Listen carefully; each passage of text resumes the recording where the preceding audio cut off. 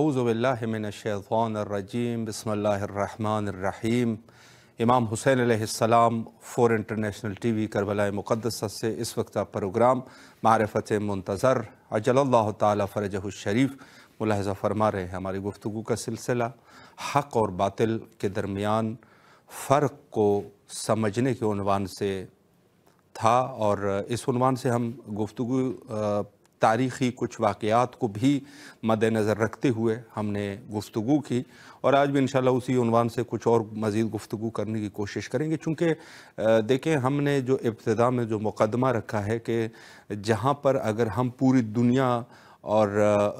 दुनिया में जो अल्लाह की तरफ से जो दीन है या गुज़श्ता अदवार में जो दीन थे अल्लाह की तरफ से, अलबत्ता मैं अर्ज़ करूँ कि दीन जो है वो एक ही दीन था और वो था दीन इस्लाम था। लेकिन उसकी ये है कि हर दौर में अहकाम में थोड़ी बहुत चेंजिंग थी। मसलन नमाज के अहकाम, रोज़े के अहकाम, इन्फाक के अहकाम और दीगर अहकाम में कुछ ना कुछ फ़र्क था जो कि आखिरी उसी की बाकायदा कुछ अहकाम की उसमें तायीद हुई। यानी ख़ुद रिसालत इमाम सल्लल्लाहु अलैहि वालैहि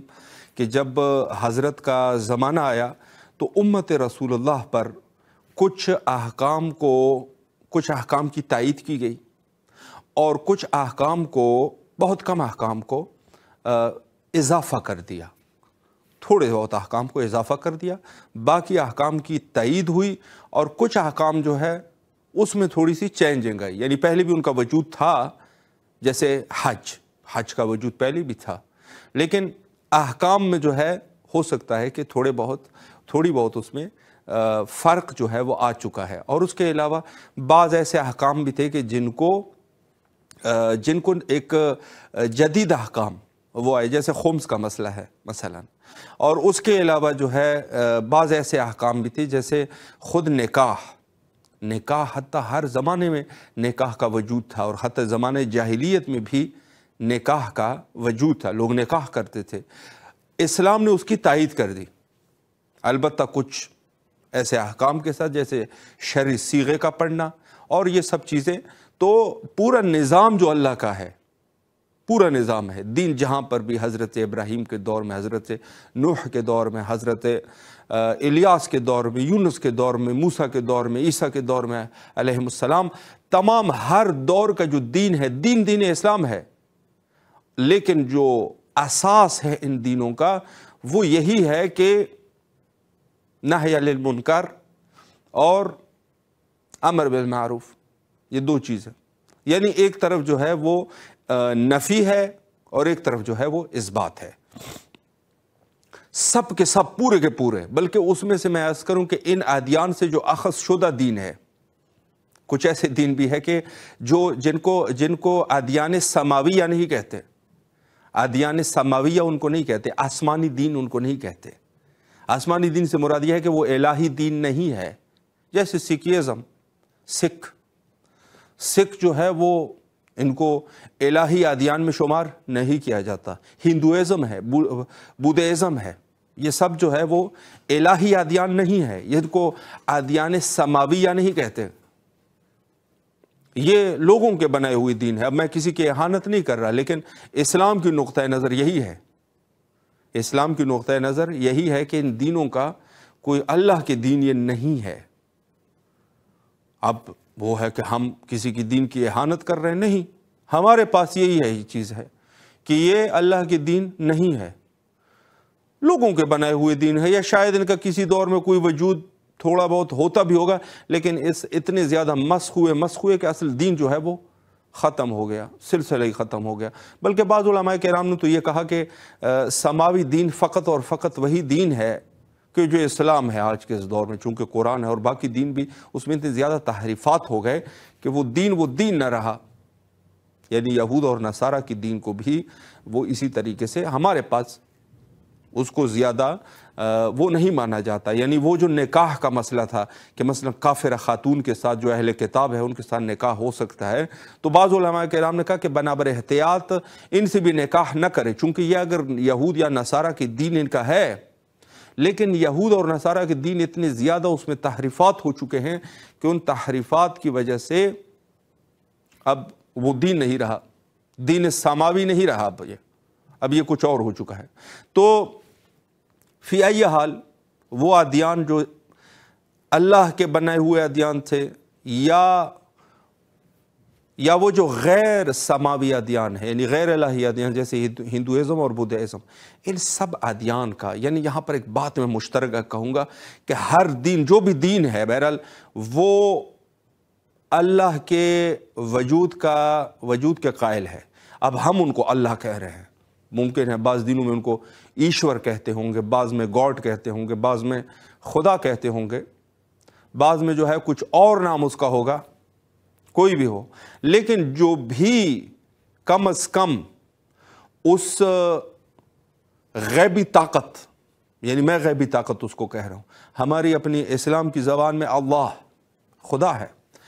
اس کے قائل ہے، اس چیز کی بھی قائل ہوں گے کہ نیگیٹیوز اور پازیٹیو یہ تعبیر جو ہے وہ موجود ہے۔ مہم ہے یہ چیز کہ ایک طرف نیگیٹو اور دوسری طرف پازیٹیو، اس کی تعبیر جو ہے وہ ہر جگہ پر آپ کو ملے گی۔ بلکہ میں تو یہ بھی کہوں گا کہ آپ ان کو چھوڑ کے وہ لوگ جو کمیونسٹ ہے یا ہومیونسٹ ہے، وہ لوگ جو خدا ناباور ہے، یعنی خدا کے اوپر وہ اعتماد نہیں رکھتے، ان کے پاس بھی یہ کہیں پہ بھی بھاگ جائے، کہیں پر بھی بھاگ جائے، پھر بھی اچائی اور برائی کی تعبیر وہاں پر بھی موجود ہے۔ اس سے کوئی انکار ہی نہیں کر سکتا۔ انسان ہے تو وہ اچھائی اور برائی اس کی یہ پائے جائیں گے کہ یہ چیز اچھی ہے یا بری ہے۔ ان کا البتہ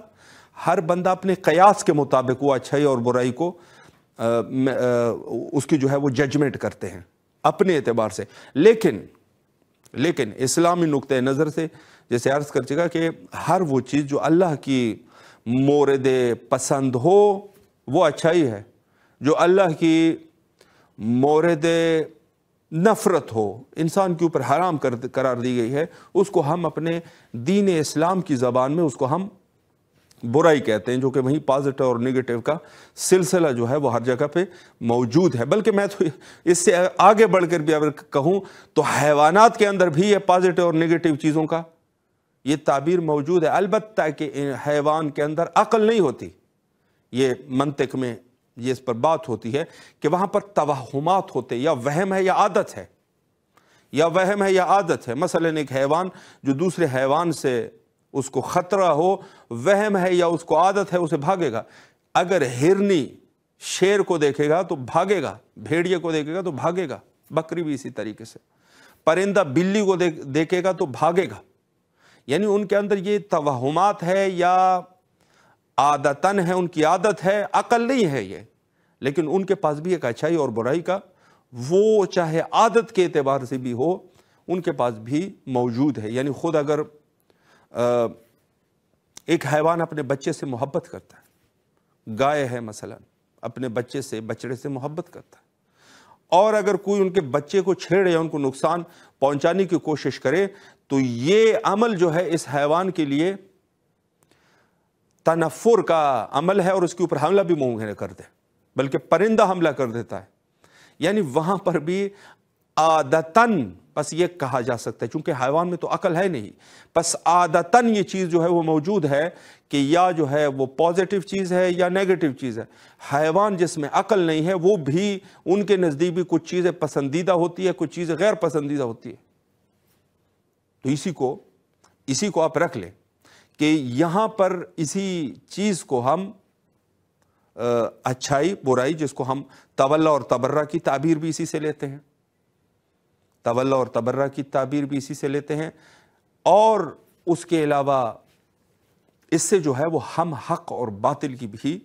تعبیر لیتے ہیں۔ یعنی ہر وہ چیز جو حق ہے، حق وہ اب بڑے پیمانے پہ بات ہے۔ میں نے دیکھیں اس میں سے کیٹیگریز ہیں،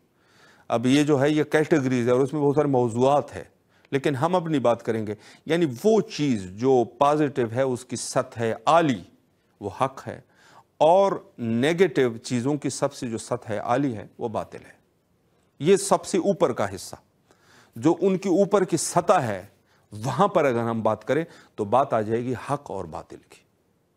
حق اور باطل کا وجود ہر جگہ پر موجود ہے، کھانے پینے سے لے کے، میں نے عرض کر دیا کہ ہر وہ چیز جسے انسان تنفر کر رہا ہے اس کے نزدیک وہ باطل چیز ہے، یا وہ واقعاً باطل ہے یا وہ سمجھ رہا ہے، بہرحال وہ اپنی جگہ پہ۔ لیکن کھانے پینے کے مسائل سے لے کر انسان عادتاً، مثلا یہاں کربلا مقدسہ میں جب گرمی ہوتی ہے تو لوگ جو ہے وہ اے سی کو چلا دیتے ہیں، پنکھے کو چلا دیتے ہیں، گویا اس کو وہ پسند نہیں کر رہا۔ تو یہ نظام جو ہے وہ ہر جگہ پہ موجود ہے، یعنی یہ دو نظام، حق اور باطل کا نظام، یا اس کو آپ جو ہے نیگیٹو کہیں یا پازیٹیو کہیں، یا اس کو آپ جو ہے وہ تنفر اور حب اور تنفر یہ کہیں، نفرت اور حب کہیں، اس کو جہاں پر بھی کہیں یہ دونوں چیزیں موجود ہے۔ لیکن مسئلہ یہ ہے کہ ہم لوگوں نے کس عنوان سے اور کس طریقے سے اس حق کی طرف ہم نے جانا ہے کہ ہم اہل حق میں سے ہو جائے، اہل باطل میں سے نہ ہو جائے۔ اللہ سبحانہ و تعالیٰ نے وہ آیات قرآنی جو نازل فرمایا جنت کے لیے فرمائی، تجری من تحتها الانہار خالدین فیہا ابدا، خالدین ہم یا ہم خالدون، یعنی وہ لوگ جو ہے وہ ہمیشہ اس بہشت میں، اس بہشت کے اوصاف بھی بیان کرتے ہیں، اس بہشت کے اوصاف بھی بیان کرتے ہیں کہ وہاں بہشت جو ہے وہ اس کے نہریں بہتی ہوں گی اس میں، اور بہت سارے اور صفات، حور مقصورات فی الخیام، اس میں سے حور ہے، غلمان ہے، بہت سارے ایک قرآنی آیات جو کہ اس بہشت اور نعمات کی طرف اشارہ کرتے ہیں، اور وہاں پر کہتے ہیں کہ یہ ان لوگوں کے لیے بہشت ہے کہ جو وہ لوگ ہیں جو خدا کے تابع تھے، یعنی خدا کے تابع یعنی وہ متقین تھے، مؤمنین تھے، مسلمین تھے، وہ فداکار تھے، اہل انفاق تھے، وہ اللہ کے مرضی پر چلنے والے لوگ تھے، ان کے لیے بہشت ہے۔ اور دوسری طرف جو فرمایا کہ مثلا اس جہنم کی، اللہ اکبر، جہنم کے اوصاف جب بیان فرمائے تو اس میں یہی ہوا کہ عذاب علیم ہے ان لوگوں کے لیے، دردناک عذاب ہے، یا کہا کہ ان لوگوں کی جو ہے خوراک جو ہے، ان لوگوں کی جو پانی ہے وہ زقوم ہے، اللہ اکبر، زقوم کو ان کو پلا دیا جائے گا، جو کہ گرم پانی ہے اور فولاد یا لوہے کو جب پگھلا دیا جاتا ہے۔ اور پھر مزید عذاب الہی کی طرف اشارے فرماتے رہے، سورہ اعراف کے اندر کچھ اشارے موجود ہیں جو ان کو انسان جب سوچ بھی لے، اس کو پڑھ لے، سوچ لے تو انسان ڈر جاتا ہے۔ تو یہ انہوں نے پھر فرمایا کہ ان لوگوں کے لیے جو کافرین ہے، مفسدین ہے، مشرکین ہے، ظالمین ہے، ان کے لیے یہ جزا ہے، جہنم جو ہے ان کا ٹھکانہ ہے۔ اور وہ لوگ جو متقین ہے، اہل تقوی ہے، موحدین ہے، مسلمین ہے، اللہ کی مرضیوں پر چلنے والے لوگ ہیں، فرمایا ان کے لیے بہشت ہے۔ تو وہاں پر بھی واضح یہ ہے کہ فرق واضح ہے۔ تو ہم لوگوں نے اس اہل حق کی طرف جانا ہے، اور اس دور میں یقیناً اگر کوئی شخص عقل رکھنے والا شخص ہوگا، دیکھیں صفات بظاہر ایک شخص کی ظاہر انسان ہے، لیکن عادات اس کے حیوانی عادات ہے، اور حیوانی عادات میں سے ایک یہ ہے کہ وہ سوچ اور فکر کو ترجیح نہیں دیتا، اپنے آسائشوں کے چکر میں رہتا ہے، آسائش کے جہاں ان کے لیے اچھا لگتا ہے وہاں چلا جاتا ہے، جہاں ان کو اچھائی نظر آتی ہے، دنیا کے مصالح نظر آتے ہیں، وہیں چلا جاتا ہے۔ یعنی وہاں پر صرف ان کی سوچ اور وچار جو ہے وہ صرف دنیا کے حد تک ہے۔ لیکن اگر ایک شخص جس کو واقعاً یعنی فی ظاہر، علی ظاہر بھی وہ انسان ہو و علی باطن بھی انسان ہو، ظاہر اور باطن اس کی اگر دونوں انسانیت کی ہے، تو یقیناً وہ اس چیز پر غور کرے گا کہ آخر کار کس مقصد کے لیے میری خلقت ہوئی ہے، اور جب خلقت کی بات آ جائے گی تو وہاں وہ اس چیز کی طرف بھی وہ مجبور ہو جائے گا کہ ان کو ان نیگیٹیوز اور پازیٹیو چیزوں کی بھی سمجھ آنے لگ جائے گی۔ یقیناً ان کو شیطان اور رحمان کے اس نظام میں اندازہ ہو جائے گا کہ ایک طرف شیطانی نظام ہے اور ایک طرف رحمانی نظام ہے۔ شیطانی اور رحمانی نظام کو اگر وہ پہچان لے گا تو یقیناً وہ شیطانی نظام سے تنفر کرنا شروع کر دے گا اہل عقل۔ رحمانی نظام سے جو کہ اللہ کا نظام ہے اس سے وہ محبت کرنا شروع کر دے گا۔ فطرت انسان یہی ہے کہ اگر وہ اہل دانش ہے، انسان ہے، خصلات انسانی اس کے وجود میں پائے جاتے ہیں تو وہ اس چیز کی طرف ضرور بضرور متوجہ ہوگا کہ دنیا میں جہاں ہم رہ رہے ہیں یہاں پر دو نظام چلتے ہیں، ایک شیطانی نظام ہے اور ایک رحمانی نظام ہے۔ اب میں اس میں زیادہ بھی اگر بات ہو جائے کیونکہ وقت بھی کم رہتا ہے، لیکن میں عرض یہ کروں کہ واقعاً ہی یہی دو ہی نظام چل رہے ہیں، اور دو نظام میں یہ ہے کہ یہاں پر جو رحمانی نظام ہے وہ بظاہر دکھتا نہیں ہے، زیادہ تر بول بالا جو ہے وہ شیطانی نظام کا ہے۔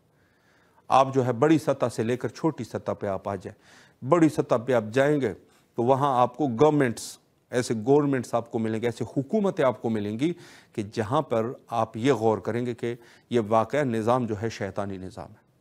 چونکہ نہ تو وہاں پر کوئی عدل و انصاف ہے، نہ کوئی تیسری چوتھی بات ہے، حقدار کو اس کا حق نہیں ملتا، اور جو بے وقوف ہے، جو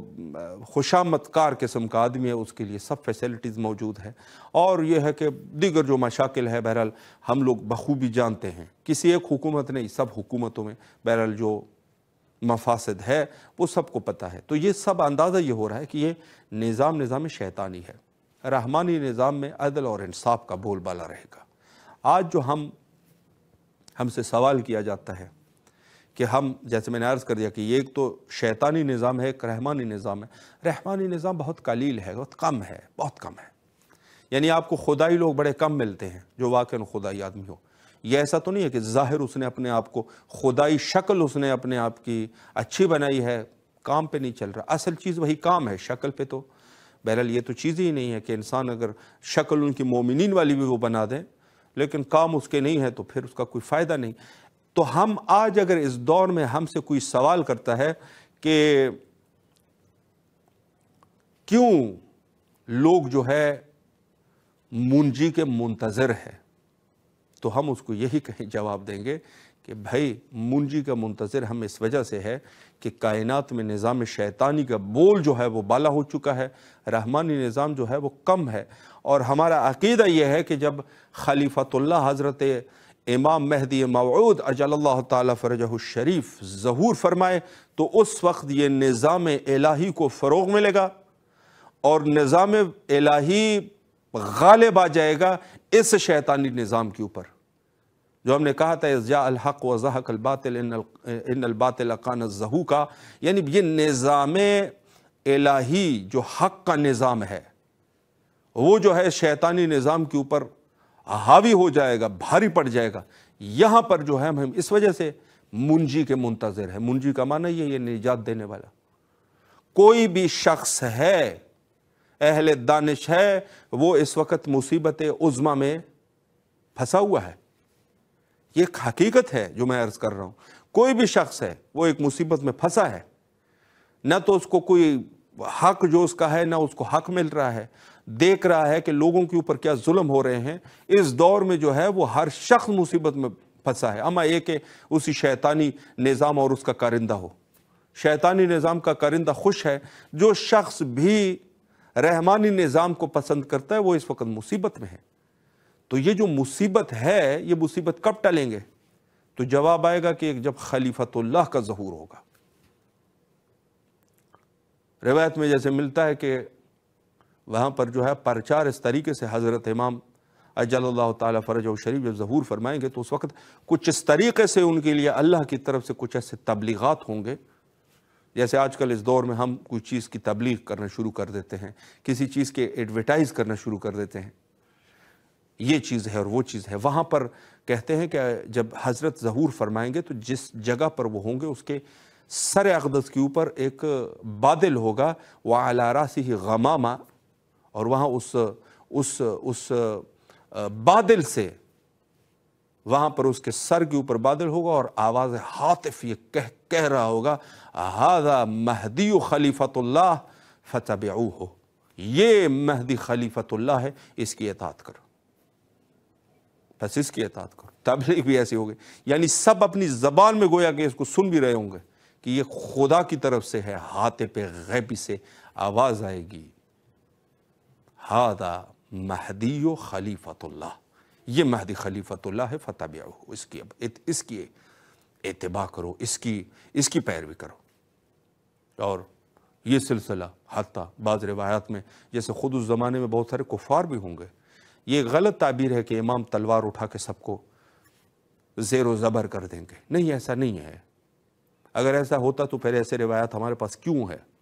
कि जहाँ पर बहुत सारे ऐसे लोग होंगे जो मसीही होंगे, नसरानी मज़हब से ताल्लुक़ रखते होंगे, वो ज़ाहिर है कि हज़रत को कबूल नहीं करेंगे इब्तिदाई दौर में, लेकिन जब हज़रत ईसा अलैहिस्सलाम, जो कि बहुत सारे रिवायात में आता कि कुतुब सुन्ना के अंदर भी ये मौजूद है, कुतुब अहले तसन्नुन के अंदर भी ये मौजूद है कि वहाँ पर हज़रत ईसा अलैहिस्सलाम जब तशरीफ़ लेके आएंगे तो वहाँ पर ये सबसे पहले हज़रत इमाम ज़माना अजल्लाहु ताला फ़रजहु शरीफ के नियाबत में, यानी उनकी इक़्तिदा में, हज़रत की इक़्तिदा में नमाज का फ़रीज़ा अंजाम देंगे। और फिर रिवायत में है कि हज़रत ईसा अलैहिस्सलाम इन ईसाइयों को, जो मसीही है जिसको नसरानी कहते हैं, इनको मुखातिब करके कहेंगे कि ये जो हज़रत इमाम ज़माना अजल्लाहु ताला फ़रजहु शरीफ है, ये मेरे ऊपर भी हुज्जत है और तुम लोगों के ऊपर भी हुज्जत है। आज के इस दौर में वो शख्स जो है वो गुमराह है कि जो इसकी इताअत न करे। और मिलता है कि बहुत सारे लोग जब ये वाक़या देखेंगे तो बहुत सारे लोग लश्कर हज़रत इमाम ज़माना अजल्लाहु ताला फ़रजहु शरीफ में शमूलियत इख्तियार कर देंगे। यानी ये रिवायात है, वाक़ई किताब शरीफ बिहार में आप देखें या जाके दूसरी जो कुतुब है वहाँ पर बाकायदी ये रिवायात मौजूद है कि बहुत सारे लोग इस तरीके से। तो हज़रत का काम ये नहीं है कि बज़ोर शमशीर लोगों के ऊपर हुकूमत करे, बज़ोर शमशीर वाली बात नहीं है, लेकिन वाक़ई इस दौर में कुछ ऐसे लोग हैं। तागूत देखें, एक दफ़ा जो है एक भटका हुआ आदमी है, भटके हुए आदमी को इंसान राह रास्त पे ला भी सकता है। एक शख्स है, जालिम है, उसको सब चीज़ों का पता है। आज के इस दौर में आप गौर फरमाएं, मैं एक मिसाल अर्ज़ करूँ, पूरे दुनिया वालों को ये पता है, साफ अल्फाज में पता है कि फ़िदा के हज़रत ज़हरा सलामुल्लाह अलैहा जो सहाबियों के साथ उन्होंने अपने हक़ को तलब किया था, किताबें मौजूद है, दलाइल मौजूद है कि वहाँ पर यह हक़ हज़रत ज़हरा सलामुल्लाह अलैहा था। आज के इस दौर में जो भी थोड़ा बहुत भी उनके जो अपने मदरसे में वो पढ़ा हुआ होगा, क्या उसको ये समझ, ये बात नहीं आएगी कि यह हक़ हज़रत ज़हरा सलामुल्लाह अलैहा था? क्यों लोग मुनकर हो रहे हैं, ज़िद पे अड़े हुए हैं? तो इस किस्म के मसाइल हमारे पास मौजूद हैं। हम लोगों को अहल बैत की दिफा करनी चाहिए और राह हक़ की तरफ गामज़न होना चाहिए। हुज्जत खुदा के ज़हूर के लिए कसरत से दुआ किया कीजिए। हम भी तमाम की नियाबत में ही दुआ करते हैं, अल्लाहुम्मा अज्जिल लिवलिय्यकल फ़रज।